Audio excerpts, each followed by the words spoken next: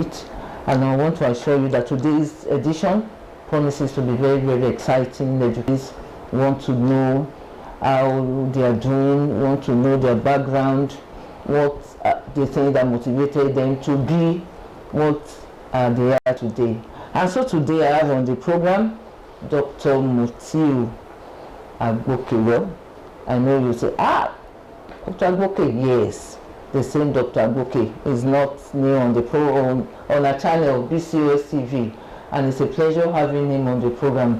But before I welcome him to the program, let me just say that he's a former INEC resident electoral commissioner of Oyo and Osun State, and is the current REC, that's resident electoral commissioner Ondo State. He's a legal practitioner. He has PhD in law at the University of Obafemi Awolowo University, as we used to say, Great Ife. Yes. It's a pleasure having Dr. Mutiu Agboke on the program Viewpoint for today. Thank you. Doctor, it's a pleasure having you. It's my pleasure. Thanks very much for honoring our invitation. Thank you very much. I'm from Abeokuta in Ogun State, where they call, Abeokuta is in sections. Okay. I'm from Owu. Okay. In Abeokuta. I can see Bawa. Yes. So I attended the Imo Methodist Primary School. Okay. From there I went to African Church Grammar School, Afrograms. Then I went to a college called College of Arabic and Islamic Legal Studies in Ilorin, Kwara State. That was affiliated to Bayero University, Kano. So I obtained diploma there. After that, I went to University of Ilorin. Okay. So I graduated in 2004. Then I went to law school, became a lawyer in 2006. Did the NYSC at Anambra State. Then went back to Obafemi Awolowo University for my master's degree in law. Okay. Then went back for MPhil, went back for PhD. I bagged my PhD in 2021. 2021. So I'm a lawyer, and I've been in election management, processes since 2012. Okay. I was a member of Ogun State Independent Electoral Commission, where we conducted the local government election 2 times. And it was after that I found myself in INEC. Okay. I was in INEC in 2017, posted to Ondo State. After 7 months, redeployed to Oyo State. And I was in Oyo State for over 4.5 years. Yeah. So I conducted the general election here. After the first term, which I completed in Oyo State, I was reappointed for second term and posted to Osun State. So I spent roughly 3.5 years in Osun State before I was posted to Ondo State. So I'm currently the REC Ondo State. Yeah. Thank you for that information. Now, what motivated you? I know that when we were growing up, we always, I want to become a lawyer, I want to become a medical practitioner, I want to become an engineer. So what really motivated you? Actually, I didn't want to do law initially. My interest was in mass communication because I wanted to do like the late Ernest Okonkwo, who was a football journalist. Ernest Okonkwo, when we were in GS1 or 2 in those days, even primary school, when Ernest Okonkwo was relating to you what was happening on the field, you want to be on that field. He was a good guy to listen to. And I just felt that, how did this guy come about? What did you do? He said, mass come, you have to do mass. I said, I was going to do mass. But at the fate we have it, I was to enter the then Ogun State Polytechnic. Unfortunately, the jam slip was supposed to bring to the Center for Admission Clearance. I lost it. Oh my God. So really I made that admission. They said there was no way. So there was a program I needed to attend at Niger State in 1996. Okay. Even though before that time I've been listening to late Ganifawa Yemi. You know, then no. And I felt again that if I couldn't be like Ernest Okonkwo, I love this man. Okay. I want to be like him. So Gani was the one that spurred me to want to become a lawyer. And I really followed it. I followed him, follow his activities, follow some of the events that he engaged in. So that was it. So in essence, it's good you have someone you can look up to, even yes, whether a close mentor or somebody that will mentor you remotely. You know, some of our Gen Z of today, I think that's one of the things that is missing in some of them.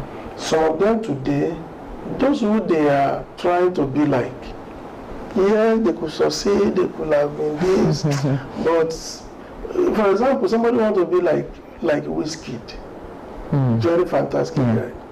Somebody want to be like Davido. But if Davido should tell you his story, you will know that no. Let's even leave all those ones.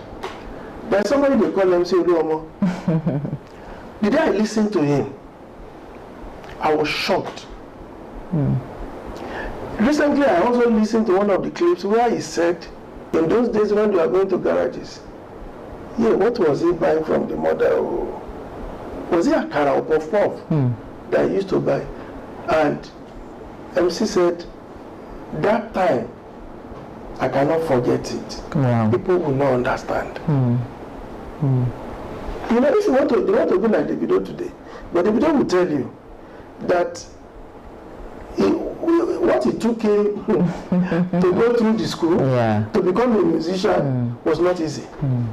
So today there's need for our Gen Z to have a proper guidance. Even if you are going to take one remotely. For example, somebody like me, I have a lot of people that have really followed and have imbibed them. Their names are countless. I have one professor in UI there, Professor Afisola Dosun. When we were in secondary school, doing MSS, when Dosun mounted the stage and held the microphone, when he talked, you will know that this is a brain. Till tomorrow, it's always a reference point. That is one. I have somebody, they call him Professor Latif Sani. Latif Sani is a Magaji of Ibadan now. He's the executive director of NISPRI in Kwara State. Sonny and his wife, they were university students. We were in secondary school. They will come to the secondary school to encourage us to participate in MSS. But look at it today. In terms of doing the right thing, I have somebody I took after. Because at the end of the day, he's my model. There's some of you think he's an Imani man. No, he's an Egba man. An Egba man? Yes, from Itoko. That's where Oluyede is from. In terms of doing the right thing, all these things, you take them and bind them together and become a complete human being.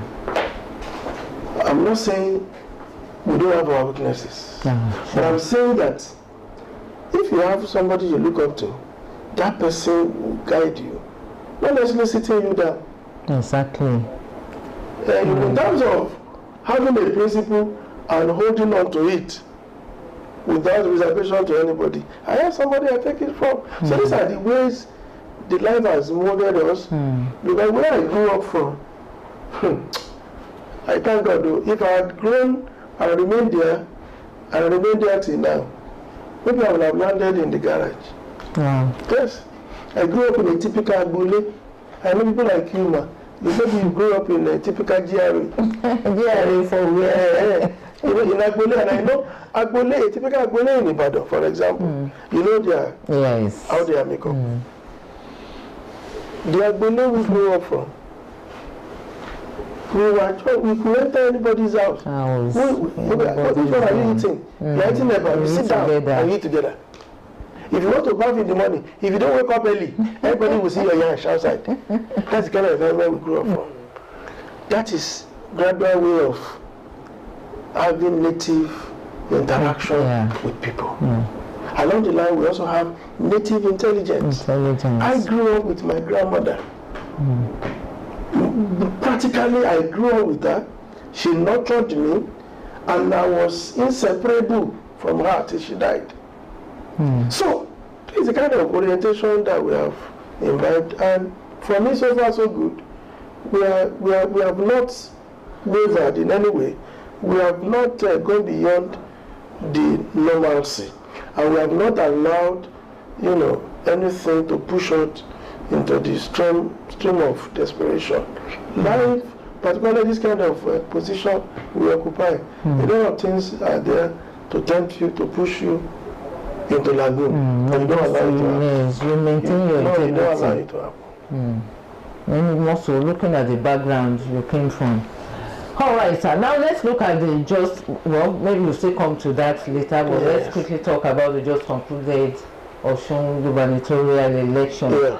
Now, how will you rate INEC's conduct in the concluded election? Because I'm the umpire, I'm the player. So if you ask me to rate myself, so I will say 95%. Yes, but you give us the reasons. Reason number one, INEC fixed the date of the election. It did not change. Okay. INEC trained all the ad hoc staff. None of them was indicted for anything. Okay. INEC deployed the materials. None of our material was diverted. INEC promised to open poll on time. Largely over 98% of our centers opened the poll at the right time. Okay. INEC promised adequate security for collation. Collation was conducted. INEC promised free access to counting and announcement of the result at polling unit. It was done. And INEC said, your vote will count. All the results that we took from the various polling units counted and amounted the result.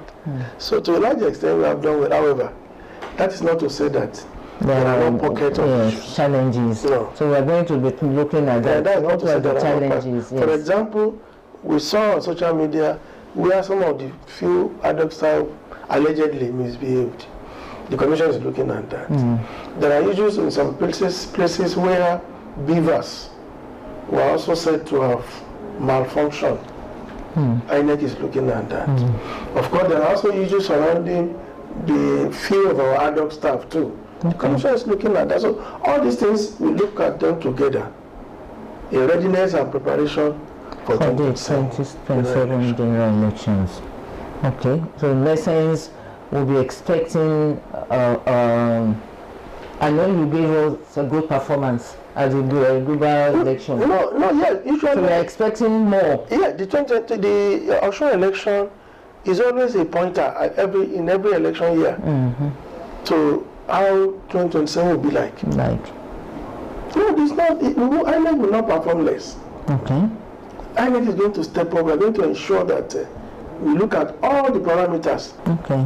But all the concerns raised, about vote buying, logistics, and other things during the election, what steps? No, you can't see any big issues around logistics. But there are issues of vote buying. And so how are you going to ensure that? For logistics, like I said, we will take stock. Okay. Look at those areas. What are the issues specifically with regards to logistics? Is it that those that we employ, the NRTW, were they the one that misbehaved? Is it our permanent staff? Is it our ad hoc staff? We break it down and look at it. If the service provider, we know how to handle them. For vote buying, it's not just to be placed on the doors of INEC. No. No. Vote buying will affect virtually all the stakeholders to rise up and fight. How? Political parties need to be educated and re-educated. Who is buying vote? They know themselves. They have told me that they are the one buying vote. So we just need to talk to them, engage them, re-engage them, check technology, upload of results, and technology for declaration. So though there was a manual declaration, but everything domiciled in our INF. Now, for those of areas of itches or glitches, Commission will note it. Okay. We are going to make sure that we do not have overwhelming dominant problems that will make people to lose interest in the process of use of technology. Okay. All right. So I know you have said, but then we'll still look at the lessons that INEC will be taking to the 2027. Well, the lesson we are going to take is the number one. We are going to emphasize more to our people that as INEC is promising all this, watch us. Watch what we are doing. Okay. I gave an example a while ago. In the Osun election, you saw how people stood up. They rose to the occasion. People were following, they became security, manning our men and material. That is how to do. Okay. In the coming election, in all the states of the Federation, let us all rise. All rise. And follow. That's lesson number one.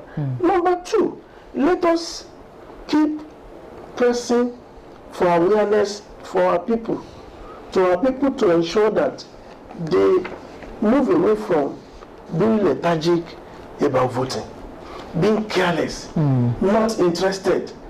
I think this one has really opened the eyes of so many people. Now that they have seen it, I'm sure they will be more interested.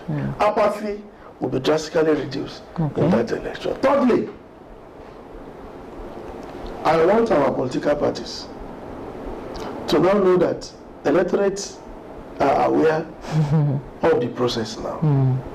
They should also ensure that they do the right thing by making sure that they seek for the votes from the electorate. They seek for the vote from, therefore, violence, vote buying, they have no place in our election. Okay. Well, you are a legal practitioner. How effective is the Electoral Act? Electoral Act 26. 26. Yes. It's a document that has streamlined everything for electionary processes. Okay. Okay. Look at one or two things. Section 95 to Section 101. The entire gamut of the section provides for campaign during the election. Okay.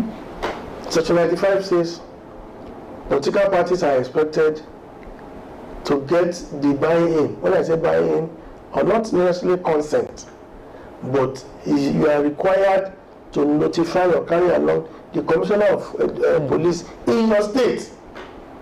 That is why your schedule of campaign should be submitted. Party A. Party B also submit so that there won't be clash either of venues of all sorts. Okay. That is clear. So a party that will now disregard the Commissioner of Police and just go, that such a party should be looked at very deeply. That is one. If you go down, Section 96 or thereabout is saying the use of threatening statement, abusive statement, derisive statement, they are discouraged.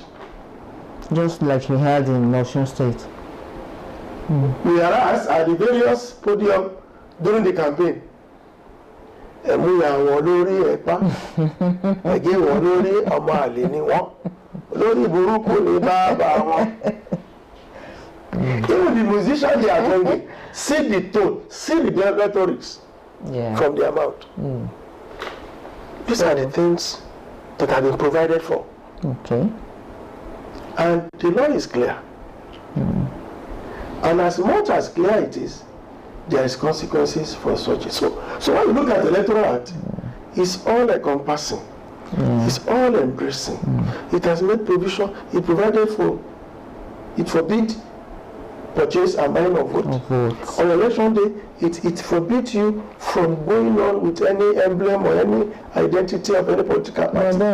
They still buy votes. That is what the security need to do. Now we have ICPC with INEC, we have EFCC. They have all partnered with us. They monitor the process. So it's for them to arrest and do the documentation and over there. Section 145 and 146 of electoral that empowers INEC to sue, to go to court. So these are the things. Okay. All right, thank you, Doctor. So what INEC doing to reduce the incidence of late arrivals? I know there is no way we won't have late arrivals of materials. So what will INEC do to ensure that all these are well taken care of, especially in rural areas? Because there are issues. No, what we do is now, before the election, we have taken notes of those areas with difficult terrain. Difficult terrain are those places where you have hills, you have rocks, you have waterways, where to navigate them may be difficult. Okay. So INEC has identified them. Special arrangement will be made. For example, in my state, I have waterway. I have places where everywhere is water.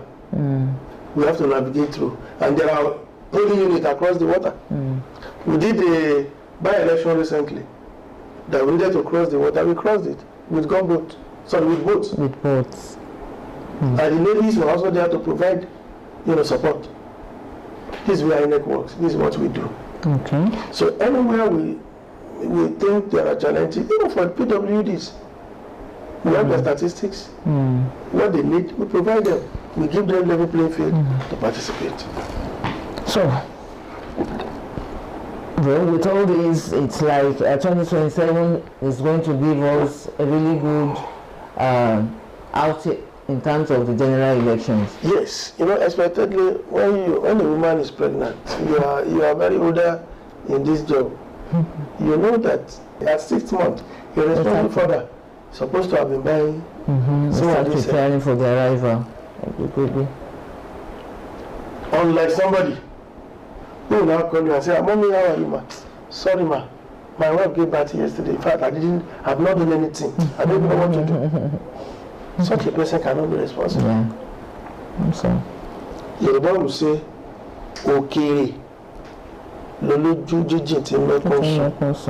So the point is, INEC will start in earnest. All right. But that's not to say we won't have our challenges. I know. But it will have been minimal because we have used Osun as indices, and we'll be able to curtail some of the excesses. All right. That's a good one. Now, Doctor, with your PhD in law from OAU, how do you see the role of the judiciary? I'm talking of the judiciary in deepening or weakening our democracy. No, judiciary is still the hope of the common man. It is some of the hope, but are they rising up to the challenges? Some of the things you see are the usual, few situations of imperfections. Like it's in every institution, imperfections, and I know that the common man do not have that confidence in the judiciary. No. It's still the hope. It's still the hope, no matter the challenges. Okay. It's still the hope.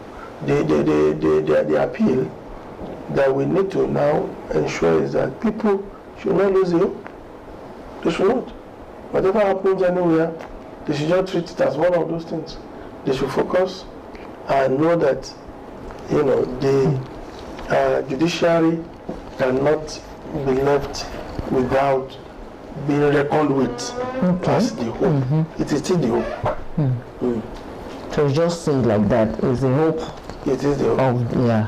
Now election petitions, I know will soon start coming up. But at times you take